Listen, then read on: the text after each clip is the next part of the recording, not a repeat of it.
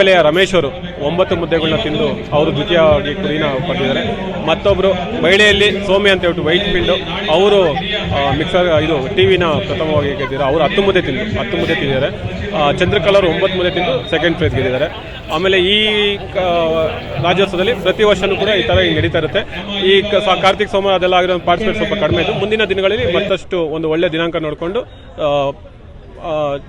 ಇದು ಹಾವೇರಿಯಲ್ಲಿ ರಾಗಿ ಇದು ಜೋಳದ ರೊಟ್ಟಿ ಮತ್ತು ಉಚ್ಚಲ್ ಚಟ್ನಿ ತಿನ್ನೋ ಕಾಂಪಿಟೇಷನ್ ಮಾಡ್ತಾರೆ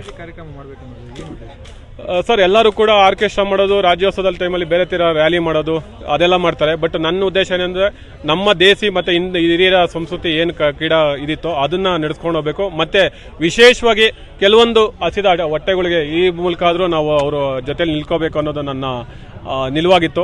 ನೀವೇ ನೋಡಿರ್ಬೋದು, ಇವತ್ತೊಂದು ದಿನ ಸಾವಿರಾರು ಜನ ಇಲ್ಲಿ ಊಟ ಮಾಡ್ತಾ ಇದ್ದಾರೆ. ಅವ್ರಿಗೆಲ್ಲರೂ ಕೂಡ ನಾನು ಹೇಳೋದಿಷ್ಟ, ಭಗವಂತ ನಿಮ್ಗೆ ಯಾವುದೇ ರೀತಿಯಲ್ಲೂ ಸಹಾಯ ಮಾಡಿದ್ರೆ ನೀವು ಕೆಲವರಿಗೆ ಸಹಾಯ ಮಾಡಿ ಅನ್ನೋದು ಹೇಳ್ಕೊಂತೀವಿ. ಇತ್ತೀಚಿನ ದಿನಗಳಲ್ಲಿ ಯುವಜನತೆ ಪಿಜ್ಜಾ, ಬರ್ಗರ್ ಅಂತ ಜಂಕ್ ಫುಡ್ಗಳನ್ನು ಸೇವನೆ ಮಾಡ್ತಾರೆ. ರಾಗಿ ಮುದ್ದೆ ಎಷ್ಟು ಪ್ರಾಮುಖ್ಯತೆ ಅನ್ನೋದನ್ನು ಇವತ್ತು ತಿಳಿಸ್ಕೊಡ್ತೀವಿ ಸರ್. ಒಂದು ಆರೋಗ್ಯ ದೃಷ್ಟಿಯಲ್ಲೂ ನಾವು ಪಿಜ್ಜಾ ಬರ್ಗರಿಂದ ದೂರ ಇರಬೇಕು. ಮತ್ತು HSR ಬಡಾವಣೆಯಲ್ಲಿ ರಾಗಿ ಮುದ್ದೆ ತಿನ್ನೋರು ಬರ್ತಾರೆ ಅನ್ನೋದನ್ನ ಒಂದ್ಸಲ ಆಶ್ಚರ್ಯಕರವಾಗಿ ನೋಡ್ತಾ ಇದ್ರು.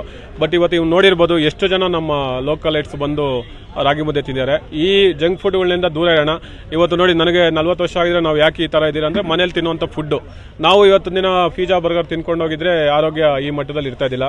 ಪ್ರತಿಯೊಬ್ಬರು ಕೂಡ ನಮ್ಮ ಮನೆಯಲ್ಲಿ ಸಿಗುವಂಥ ದೇಸಿ ಪದಾರ್ಥಗಳನ್ನ ಮಾಡೋಣ. ಜಂಕ್ ಫುಡ್ಗಳಿಂದ ದೂರ ಇದ್ದು ಯುವಕರು ಆರೋಗ್ಯವಾಗಿದ್ದರೆ ಸ್ಟ್ರೆಸ್ಸು ಕಡಿಮೆ ಮಾಡ್ಕೊಂಡು ನಾವು ಇನ್ನೊಂದಷ್ಟು ಕಾಲ ಬದುಕ್ಬೋದು.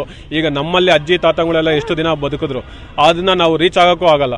ಆ ರೀತಿಯಲ್ಲಾದರೂ ನಾವು ಈ ಥರ ಜಂಕ್ ಫುಡ್ಗಳಿಂದ ದೂರ ಇದ್ದು ಆರೋಗ್ಯ ಸುಧಾರಿಸಿ ಮಾಡ್ಕೊಂಡು ಮತ್ತು ದೇಶಕ್ಕೆ ನಾಡಿಗೆ ಏನೋ ಒಂದು ಸೇವೆ ಮಾಡೋ ಅಂತ ಕೇಳ್ಕೊತೀವಿ ಸರ್.